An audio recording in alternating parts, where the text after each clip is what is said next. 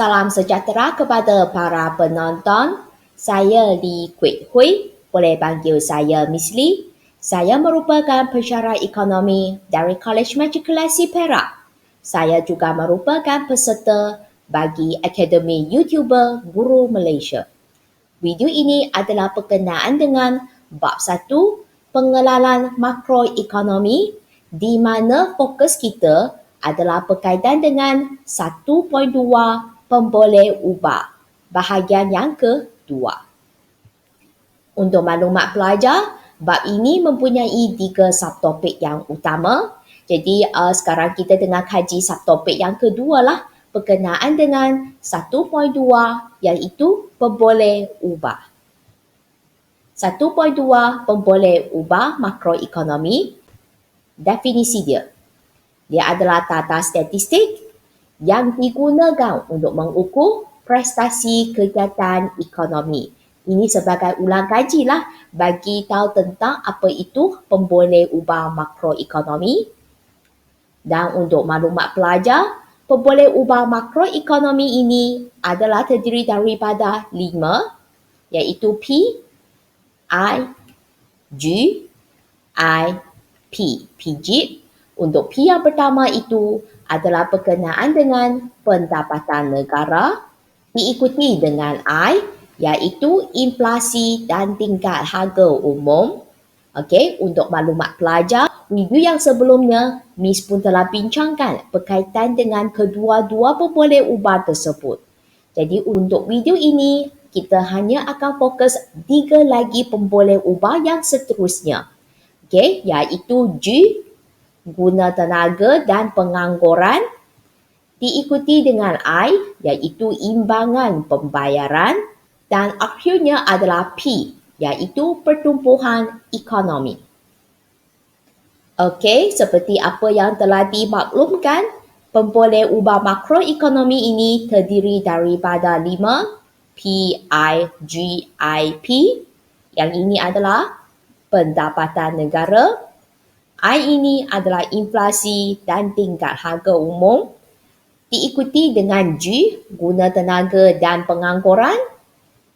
I ini adalah imbangan pembayaran. Dan P yang terakhir ini adalah pertumbuhan ekonomi.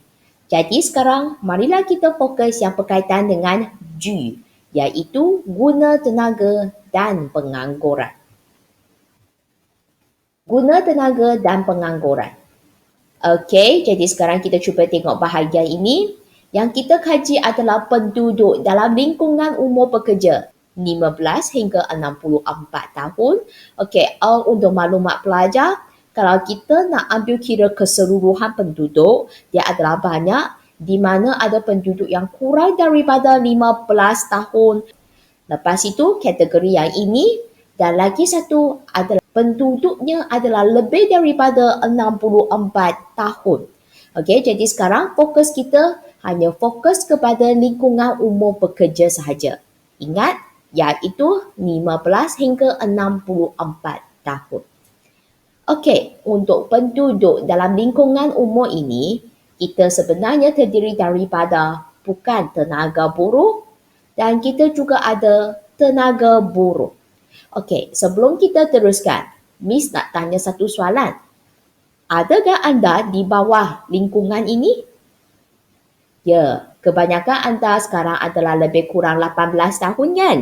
Okey, so kalau 18 tahun itu sebenarnya adalah dalam lingkungan umur pekerja. Okey, cuma nanti anda kena tahulah sama ada anda merupakan bukan tenaga buruh ke ataupun tenaga buruh. Okey, kita cuba tengok yang seterusnya. Untuk tenaga buruh, dia terdiri daripada 2 sahaja. Yang pertama itu adalah guna tenaga dan lagi satu adalah penganggur. So, kedua-dua ini merupakan tenaga buruh. Bagaimana pula dengan bukan tenaga buruh? Kita ada pelajar di institusi pendidikan. Anda merupakan pelajar kan? Anda sedang belajar di College Matrikulasi ataupun College Tingkatan 6. Jadi, ya, anda merupakan pelajar di institusi pendidikan. So, bermaksud anda memang merupakan penduduk dalam lingkungan umur pekerja, tetapi anda di bawah kategori bukan tenaga buruh. Okey, selain daripada belajar di institusi pendidikan, kita cuba tengok ada apa lagi. Dia juga terdiri daripada suri rumah, orang cacat, pesara dan juga penganggur sukarela. Okey, pelajar kena bezakan. Dekat sini kita ada penganggur dan penganggur sukarela. Kalau penganggur yang sukarela ini sebenarnya merujuk bahawa memang individu tersebut dia tak nak bekerja pun. Jadi dia akan di bawah kategori bukan tenaga buruh. Okey, jadi itu adalah keseluruhan ataupun satu ringkasan yang berkaitan dengan guna tenaga dan pengangguran. Okey, sekarang marilah kita tengok apakah definisi bagi tenaga buruh. Okey, nanti kita akan guna semula carta ini ya. Okey, kita cuba tengok definisi dia ada kaitan dengan carta ini punya. Definisi tenaga buruh. Dia adalah penduduk dalam lingkungan umur pekerja iaitu 15 hingga 64 tahun. Dia berkaitan dengan ini. Sambung. Yang sedang bekerja. Yang sedang bekerja itu sebenarnya dia merujuk kepada guna tenaga.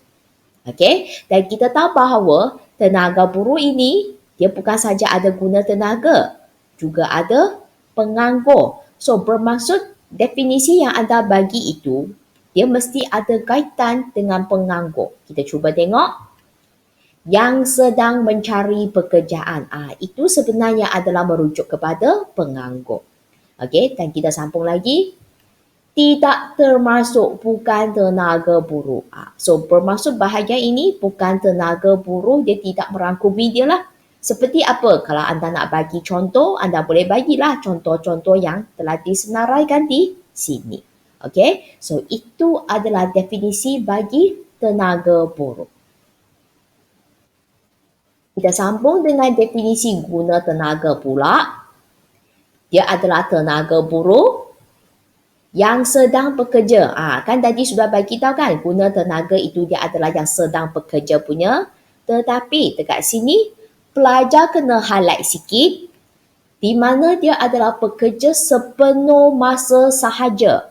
Kalau katakan pekerja yang bekerja separuh masa itu tidak diambil kira ataupun tidak dikategorikan sebagai guna tenaga. Ingat ya, hanya sepenuh masa sahaja yang diambil kira. Dalam pelbagai kegiatan ekonomi. Okey, so itu adalah definisi bagi guna tenaga. Kita sambung bagi definisi penganggur pula. Ingat, penganggur itu sebenarnya dia juga merupakan tenaga buruh. Okey, tetapi kita kata bahawa tenaga buruh ini ingin dan sanggup bekerja. Dia ingin dan sanggup bekerja punya. Tetapi sekarang dia masih belum bekerja kan? Kenapa? Sebab dia hanya ingin dan sanggup bekerja pada kadar upah tertentu. Okey, kenapa kita kena masukkan perkataan ini? Okey, Miss cuba tanya satu soalan lah. Cuba bayangkan kalau anda sekarang merupakan siswa ZA, okey, yang baru tamat pengajian dan sekarang tiba masanya anda nak cari pekerjaan. Okey. Jadi perkara yang pertama yang anda akan pertimbangkan mesti berkaitan dengan kadar upah dia kan? Okey, mungkin ada pelajar kata, saya sebagai seorang siswa ZA, jadi gaji yang saya sepatutnya terima adalah lebih kurang dalam 2,000. Ataupun ada pelajar kata, sekurang-kurangnya mesti dapat 1,800. Okey, katakan sekarang majikan itu dia hanya sanggup bayar gaji sebanyak 1,500 sahaja. Adakah anda akan pertimbangkan pekerjaan tersebut? Ya, kalau ada pelajar kata, okey saja Miss, 1,500, boleh je. Kalau macam itu, selesailah masalah pengangguran.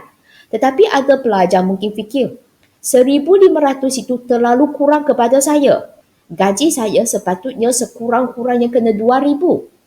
Bermaksud sekarang, disebabkan anda tidak terima tawaran sebanyak 1,500 itu menyebabkan anda menganggur.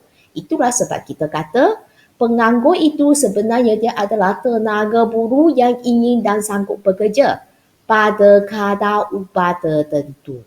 Itulah maksudnya. Dia mesti ada kaitan dengan kadar upah punya. Okey? Tetapi masih belum mendapat pekerjaan. So, itu adalah definisi bagi penganggur. Okey, sekarang kita akan tengok dari segi rumus. Nanti kita akan menggunakan carta ini untuk bantu kita sediakan rumus. Okey, rumus yang pertama berkaitan dengan tenaga buruh. Okey, so rumus yang diberikan, tenaga buruh sama dengan guna tenaga tanpa penganggur. Okey, jadi pelajar boleh nampak tenaga buruh kan terdiri daripada guna tenaga dan juga penganggur kan. So kita tambah kedua-dua ini, maka dapatlah tenaga buruh. Okey, selain daripada itu, kadang-kadang rumus dia boleh tanya, apakah rumus guna tenaga? Okey, so kalau nak cari guna tenaga itu, rumus dia akan jadi tenaga buruh tolak penganggur. Dapatlah guna tenaga. Ataupun dia boleh tanya, apakah rumus penganggur? Kalau nak cari penganggur, rumus dia akan jadi tenaga buruh tolak guna tenaga. Maka sama dengan penganggur. Walaupun dekat sini, kita hanya nampak satu rumus saja kan. Nanti dia boleh tambah lagi 2 rumus. Maksudnya pelajar hanya main pindah sajalah. Okey, itu adalah rumus dia. Kita sambung dengan rumus yang seterusnya. Iaitu berkaitan dengan kadar pengangguran. Rumus bagi kadar pengangguran, ingat, kalau kadar itu, dia mesti ada kaitan dengan peratusan. Maka rumus dia akan jadi penganggur bahagi dengan tenaga buruh darab dengan 100%. Ada peratusan dekat sini. Sebab dia adalah melibatkan kadar. Bagaimana pula dengan kadar guna tenaga? Rumus dia akan jadi guna tenaga bahagi dengan tenaga buruh darab dengan 100%.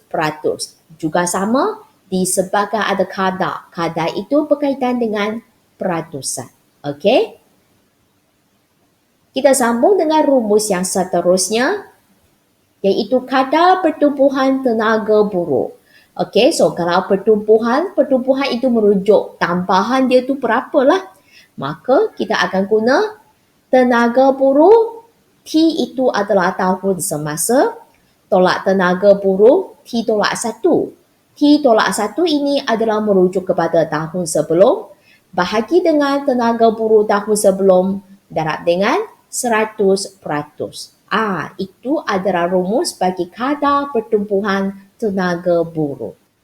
Okey, seperti apa Miss yang telah beritahu tadi, T itu tahun semasa, T tolak 1 itu adalah tahun sebelumnya.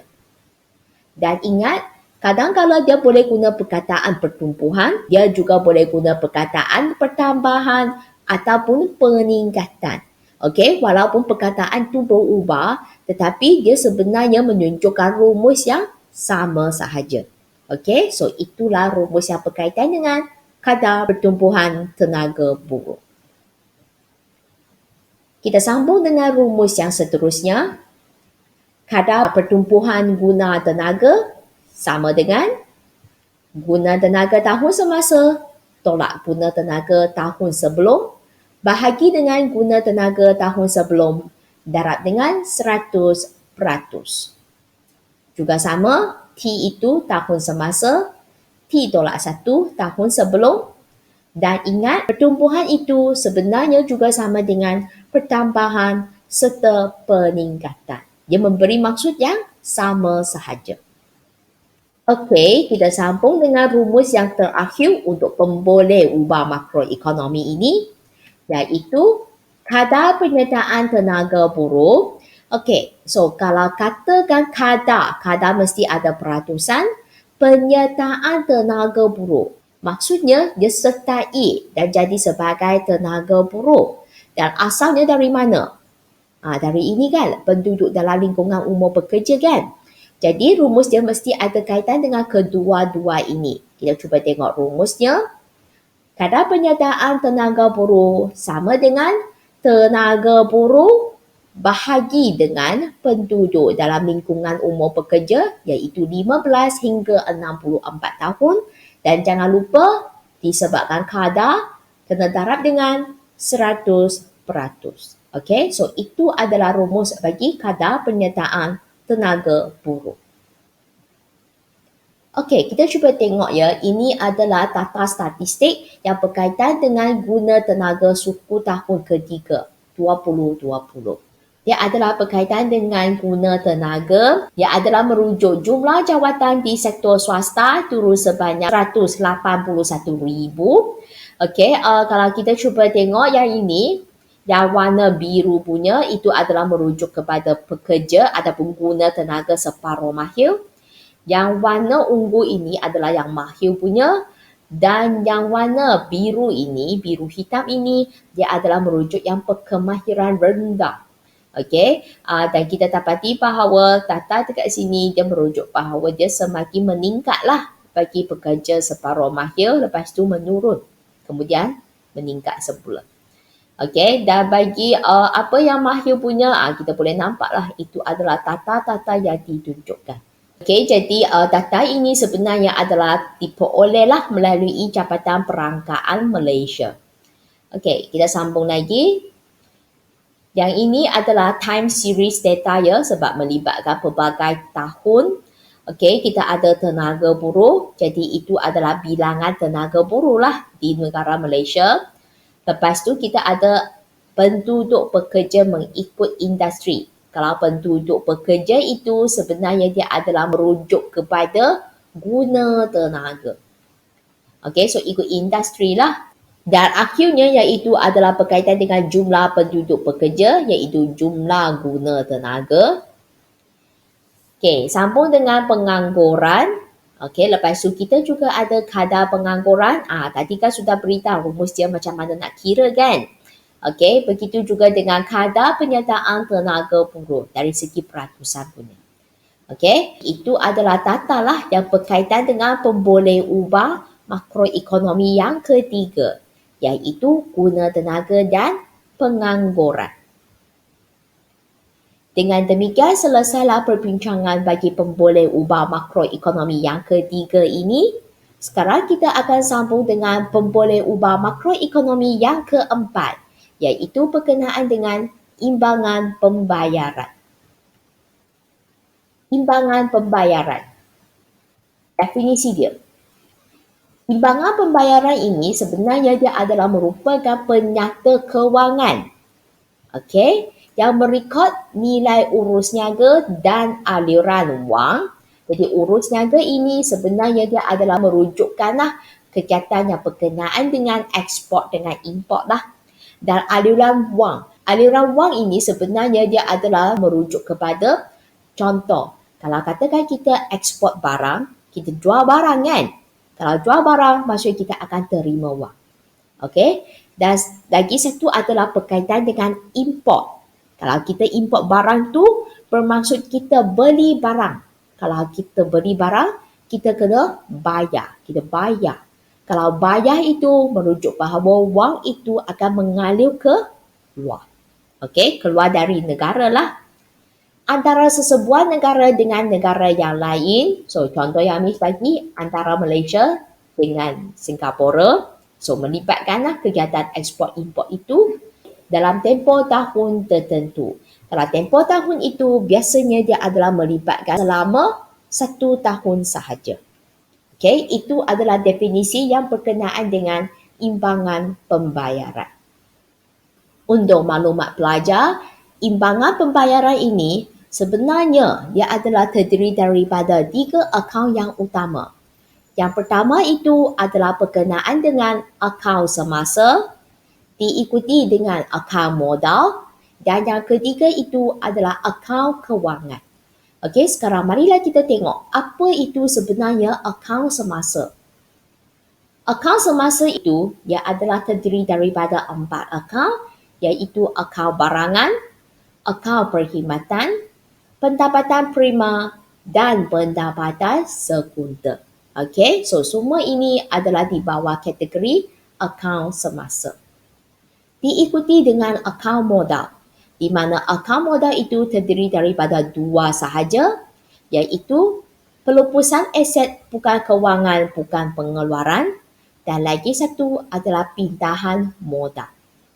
Dan untuk akaun kewangan, iaitu akaun yang ketiga itu, dia adalah terdiri daripada pelaburan langsung, pelaburan portfolio, derivatif kewangan, dan akhirnya itu adalah berkaitan dengan pelaburan lain.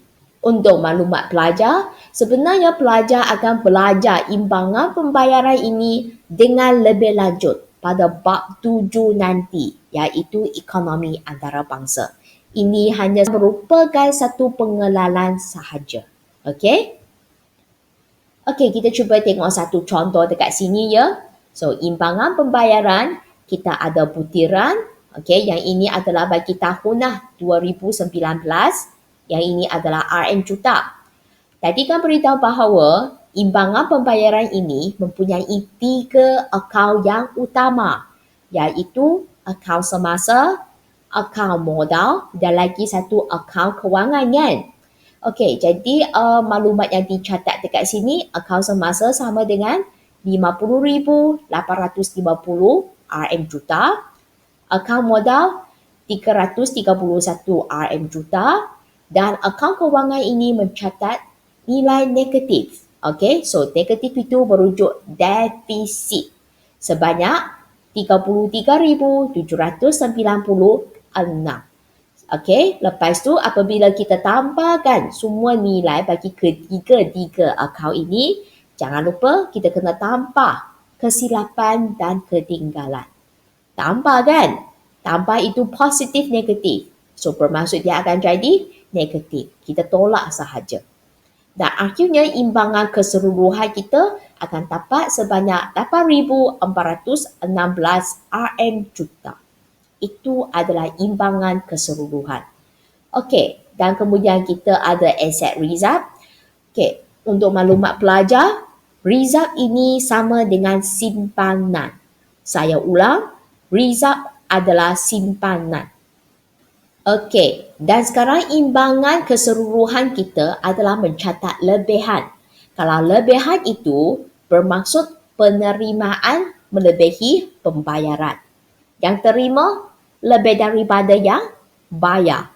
Maka ini akan menyebabkan reserve kita mestilah bertambah kan? Okey, tetapi kenapa dekat sini dia tunjuk tanda negatif? Okey, tanda negatif dekat sini sebenarnya merujuk reserve adalah bertambah. Tetapi tujuan negatif ini sebenarnya hanya nak bagi dia seimbangkan semula bagi imbangan keseluruhan ini. Okey, tapi ingat tanda negatif ini sebenarnya merujuk bahawa reserve dia adalah bertambah. Kita cuba tengok. Disebabkan imbangan keseluruhan mencatat lebihan, maka aset reserve bertambahlah. Cuma kita guna simbol negatif sahaja. Kalau kita guna simbol yang positif untuk aset reserve itu, dia sebenarnya adalah merujuk bahawa aset reserve adalah berkurang. Jadi ingat simbol ini ya. Okey, kita sambung berkaitan dengan lebihan imbangan pembayaran. Kalau lebihan itu bermaksud dia adalah mencatat positif. Okey, anda merupakan pelajar perakaunan. Sekarang Miss nak anda bayangkan antara penerimaan dengan pembayaran. Kalau lebihan itu positif, terima lagi banyak ke ataupun bayar lagi banyak? Ya, mestilah terima lagi banyak kan? Dengan reti kata lain, lebihan ini merujuk bahawa penerimaan adalah melebihi pembayaran.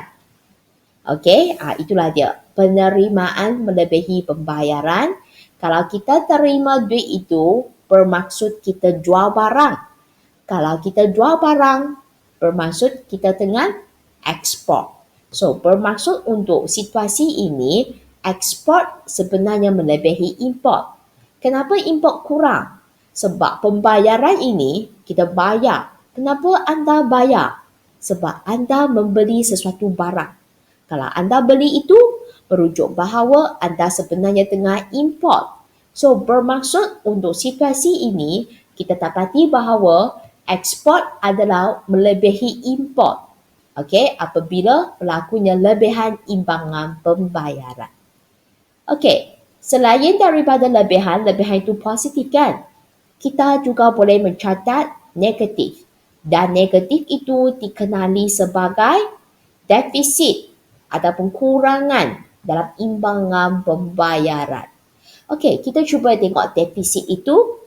Kan tadi Miss kata itu adalah negatif kan? Cuba kaitkan antara penerimaan dengan pembayaran. Ya, kalau negatif itu bermaksud bayar lebih daripada terima kan? Itulah sebab kita dapati bahawa penerimaan dia adalah kurang daripada pembayaran. Okey, dan akhirnya ingat kalau terima duit itu bermaksud kita tengah ekspor, kalau bayar itu bermaksud kita tengah import. Jadi untuk defisit ataupun kurangan imbangan pembayaran ini, dia adalah merujuk bahawa ekspor dia adalah kurang daripada import. Okey, jadi itu adalah berkaitan dengan imbangan pembayaran. Okey, kita cuba tengok contoh dekat sini ya, imbangan pembayaran. Kan kita kata ada 3 akaun yang utama kan. So, kita ada akaun semasa dan akaun semasa itu ada barangan, ada perkhidmatan, lepas tu ada pendapatan prima, ada pendapatan sekunder. Okey, jadi itu adalah berkaitan dengan akaun semasa. Okey, kita sambung berkaitan dengan akaun modal pula. Ya, akaun modal itu ada 2 akaun.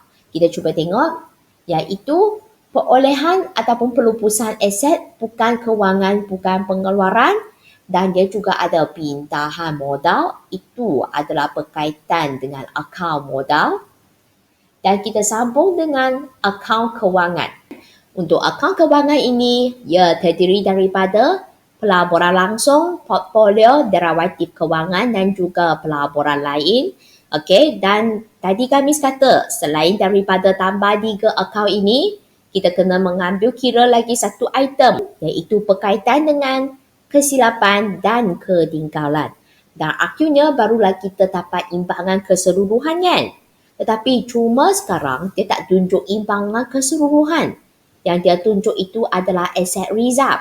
Jadi pelajar boleh nampak asset reserve dekat sini positif. Kalau positif itu bermaksud asset reserve dia berkurang. Okey? Dan kalau sini ada tanda negatif asset reserve dia, merujuk bahawa reserve dia sebenarnya adalah bertambah.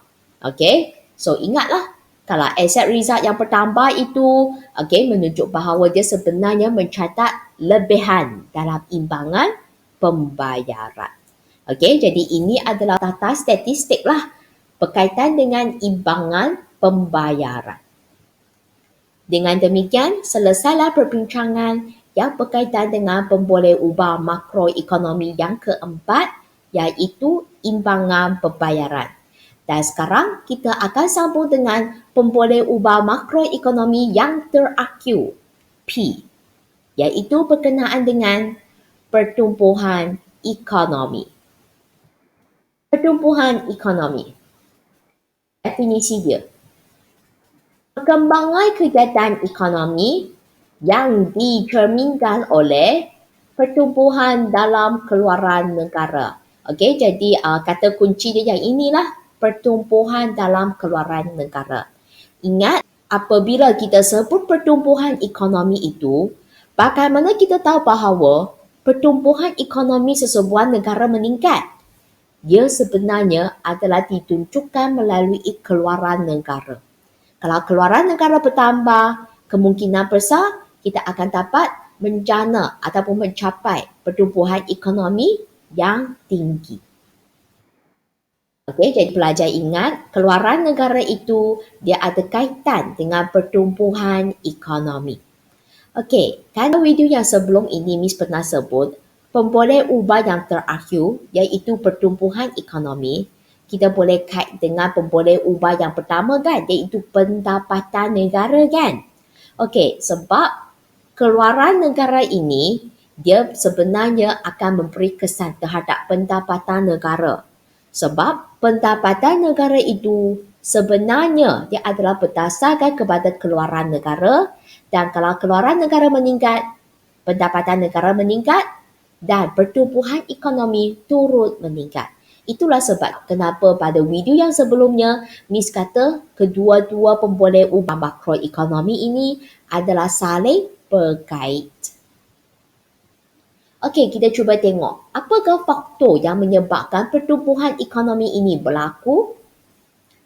Sumber ekonomi, ingat iaitu tanah, buruh, modal dan juga usahawan, barang modal dan tingkat pelaburannya meningkat.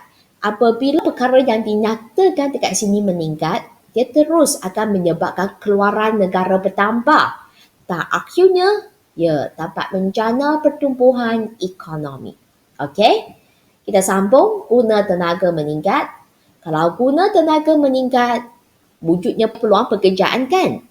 Okey, dengan reti kata lain, keluaran negara pun bertambah. Kalau keluaran negara bertambah, sekali lagi dapat menjana pertumbuhan ekonomi. Okey, sambung dengan kemajuan dalam teknologi. So, apabila berlakunya kemajuan dalam teknologi ini, dia sebenarnya dapat meningkatkan produktiviti ataupun daya pengeluaran. Maka firma dapat meningkatkan output. Dalam pasaran, bukan sebuah firma saja. Ada banyak firma kan? Okey, semua firma pun boleh tingkatkan keluarannya dan akhirnya dia akan menyebabkan pertambahan dalam keluaran negara dan seterusnya dapat menjana pertumbuhan ekonomi.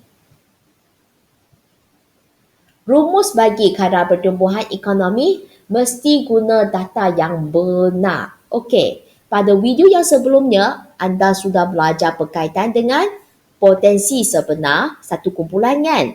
Dan lagi satu kumpulan adalah berkaitan dengan nominal dan benar. Okey, yang sekarang kita nak fokus itu adalah berkenaan dengan nominal dan juga benar. Okey, yang ini adalah daripada video yang sebelumnya. Jadi pelajar boleh nampak ini adalah nominal, ini adalah benar. Daripada jadual perbandingan ini, kita dapati bahawa kalau kita nak ukur pertumbuhan ekonomi, lebih elok kita pakai KDNK ataupun KNK yang benar berbanding dengan nominal. Sebab anda boleh dapati bahawa kalau benar punya, dia dapat menilai prestasi ekonomi yang sebenar. Berbanding dengan KNK ataupun KDNK nominal, dia kata bahawa ia tidak dapat mencerminkan prestasi ekonomi yang sebenar. Maka ingat, kalau nak hitung pertumbuhan ekonomi itu, kita mesti pakai tata yang benar. Okey, kita sambung dari segi rumus. Untuk kadar pertumbuhan ekonomi, kita boleh guna KNK benar T. Ingat, T itu adalah tahun semasa. Tolak KNK benar T tolak 1, iaitu tahun sebelum. Buat kurungan, bahagi dengan KNK benar tahun sebelum. Okey, T tolak 1 dan jangan lupa kena darab dengan 100%. Kenapa kena darab dengan 100%? Kan sebab dekat sini dia ada sebut pasal kadar. Okey. Okey, untuk maklumat pelajar, selain daripada rumus ini, kita juga ada satu rumus lagi di mana kita guna maklumat KDNK. Okey, jadi kadar pertumbuhan ekonomi sama dengan KDNK benar tahun semasa tolak KDNK benar tahun sebelum bahagi dengan KDNK benar tahun sebelum darab dengan 100%. Okey, itu adalah rumus bagi kadar pertumbuhan ekonomi.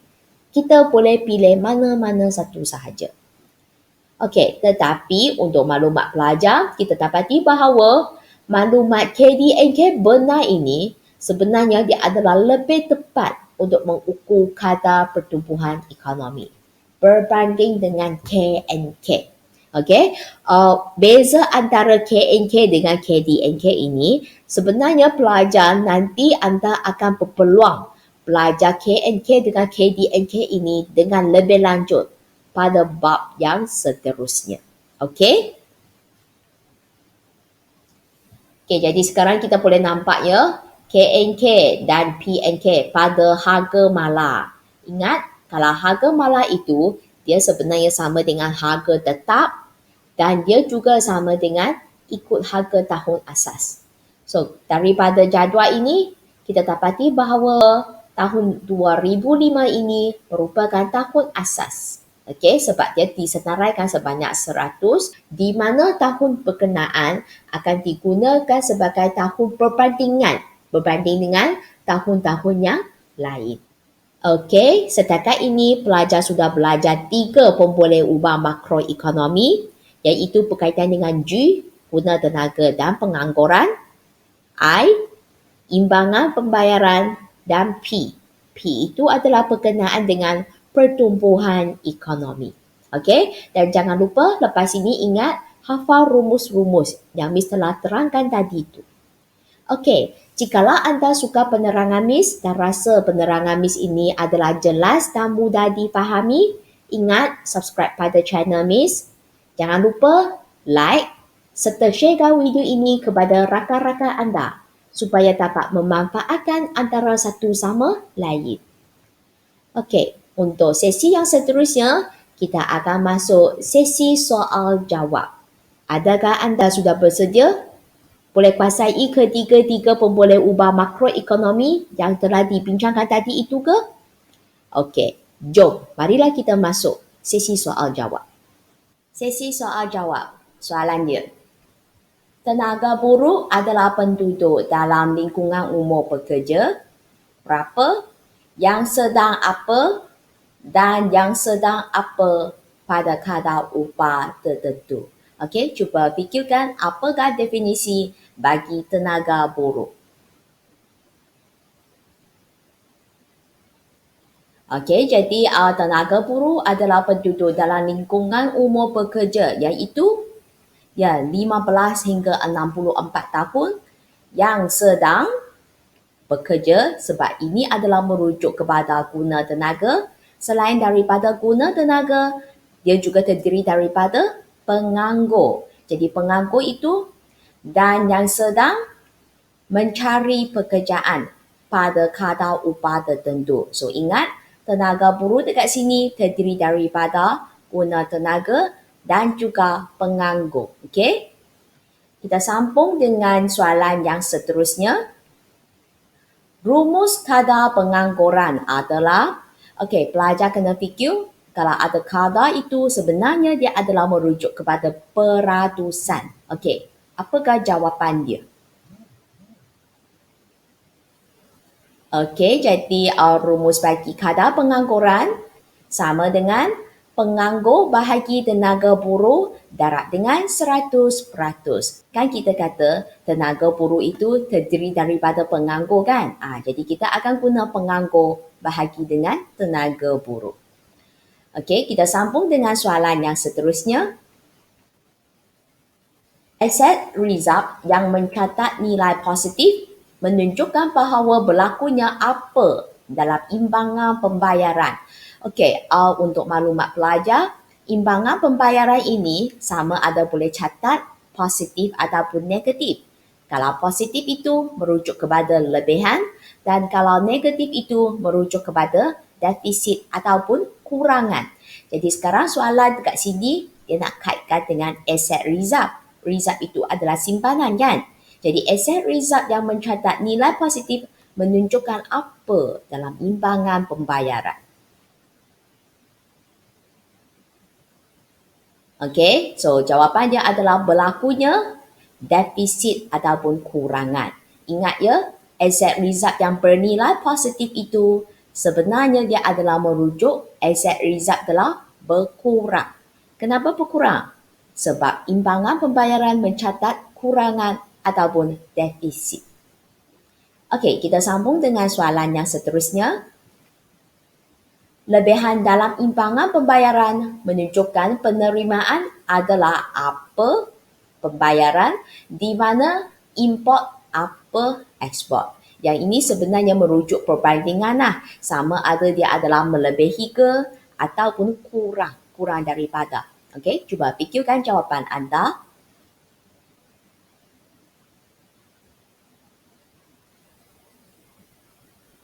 Okey, jadi kalau mencatat lebihan, lebihan itu bermaksud positif kan?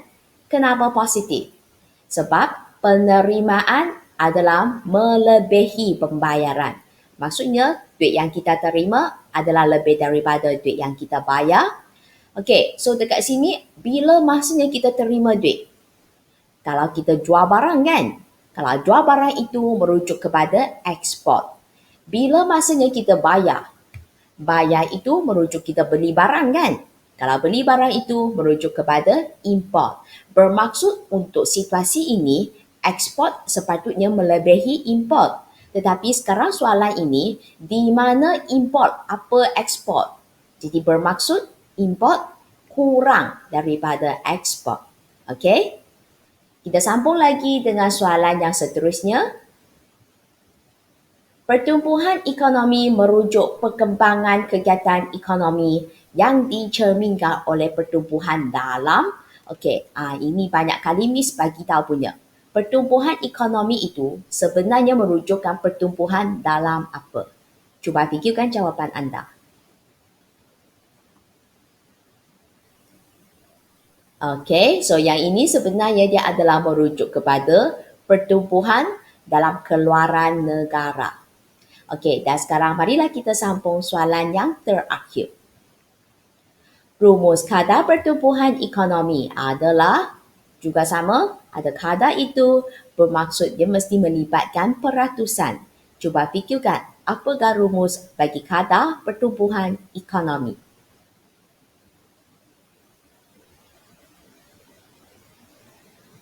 Okey, jadi rumus bagi kadar pertumbuhan ekonomi sama dengan KDNK benar tahun semasa tolak KDNK benar tahun sebelum bahagi dengan KDNK benar tahun sebelum dan darab dengan 100%. Okey, cuba Miss nak highlight sikit. Pastikan tata yang digunakan adalah tata yang benar. Okey, dan lagi satu, sebenarnya pelajar boleh pilih sama ada guna KDNK ataupun KNK. Tetapi kalau nak buat perbandingan, KDNK ini sebenarnya adalah lebih sesuai digunakan untuk mengukur kadar pertumbuhan ekonomi ataupun prestasi kegiatan ekonomi bagi sesebuah negara. Okey, jadi sesi soal jawab ini sebenarnya dia adalah melibatkan 3 pemboleh ubah yang kita bincang, iaitu berkenaan dengan guna tenaga dan pengangguran, imbangan pembayaran dan yang terakhir itu adalah berkenaan dengan pertumbuhan ekonomi. Pastikan anda sudah kuasai ketiga-tiga pemboleh ubah ini. Okey? Jadi setakat ini sajalah untuk sesi soal jawab kita. Bye. Maka selesailah perbincangan yang berkaitan dengan subtopik yang kedua iaitu 1.2 pemboleh ubah makroekonomi. Untuk video yang seterusnya, Miss akan fokus subtopik yang ketiga iaitu 1.3 maklumat dan dasar makroekonomi. Untuk pastikan bahawa anda tidak tertinggal video yang Miss akan uploadkan, ingat tekan loncengnya. Okey, kita jumpa lagi pada video yang seterusnya. Bye-bye.